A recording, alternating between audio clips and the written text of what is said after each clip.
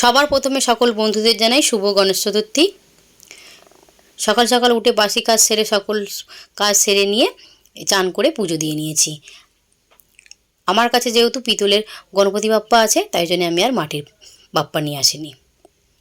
আজকে যেহেতু বাপ্পার দিন, আজকে প্রসাদে রেখেছি লাড্ডু, অন্য কোনো প্রসাদ রাখিনি। আর ইচ্ছা আছে দুপুরে কিছু বানানোর, একটু লেমন রাইস বানাবো, তাই জন্য এই যে ভাত বসিয়ে দিয়েছি। আর ভাতটা প্রায় ফুটে উঠেছে, এটাকে এবার ফ্যানটা ঝরিয়ে নেব। আজকে যেহেতু গণপতি বাপ্পার দিন, আজকে আর আঁশ খাবো না, নিরামিষ রান্না করব। তাই জন্য ওল নিয়েছি, ওলের একটা নতুন রেসিপি করব।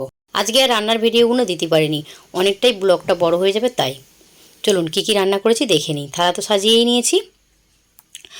লেমন রাইস করেছি, সাথে রয়েছে গোল গোল করে আলু ভাজা, লম্বা লম্বা করে কুঁদরুই ভাজা, গোল গোল করে কাঁকরোল ভাজা, আর রয়েছে ভেন্ডি ভাজা, গোল গোল করে কাঁচকলা ভাজা, সাথে একটা লেবুও নিয়েছি। আর রয়েছে ওল দিয়ে ধোকা বানিয়েছিলাম, ধোকার আলু দিয়ে ঝোল করেছি।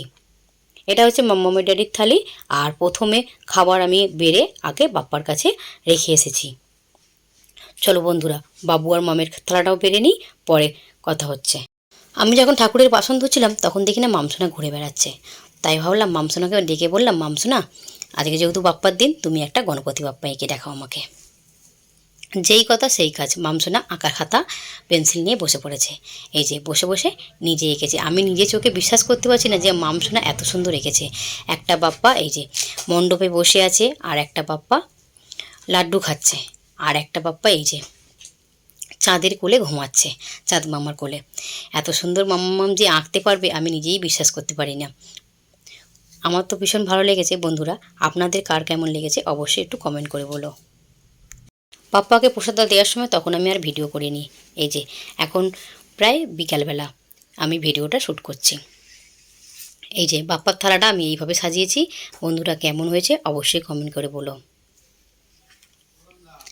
প্রতি বছরই আমি কোনো না কোনো রকমভাবে বাপ্পার জন্য কিছু না কিছু আয়োজন করি। আজকে আমার ছোট্ট একটা আয়োজন বাপ্পার জন্য। সকালবেলায় মামের সাথে সাথে বাবুকেও আমি আঁকার কাজ দিয়েছিলাম। বাবুকে বলেছিলাম, বনু আঁকছে গণপতি বাপ্পা, তুমিও একটা বাপ্পা এঁকে আমাকে দেখাও। বাবু এঁকেছিল, কিন্তু আমি ভিডিওটা শ্যুট করার সময় করে উঠতে পারিনি। আজকে দুজনেরই আঁকা ক্লাস ছিল, তাই ওরা আঁকা ক্লাস চলে গিয়েছিলো। আঁকা ক্লাস থেকে আসার পর বাবুকে বলছি, বাবু কী এঁকেছো একটু দেখাও, ভিডিও করি। এই যে বাবু বাপ্পা এঁকেছে। কেমন হয়েছে বন্ধুরা অবশ্যই কমেন্ট করে বলো। বাবু আবার আঁকা ক্লাসের স্যারকে দেখিয়েছে, খুব ভালো বলেছে। এখন রাত্রি 9:30 বাজে, আমি এখনও দোকানে রয়েছি।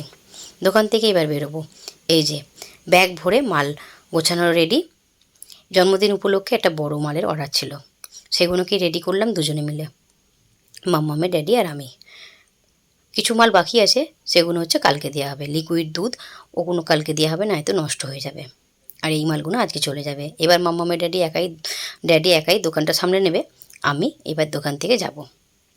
আগে যেয়ে খাবারটা বানাবো, বাবু আর মাম নয়তো ঘুমিয়ে পড়বে। চলো বন্ধুরা, খাবারটা বানাই। আজকের মতো ব্লগটা এখানেই শেষ করছি। যদি ভালো লাগে থাকে লাইক দিয়ে পাশে থাকবেন। সকলেই ভালো থাকবেন।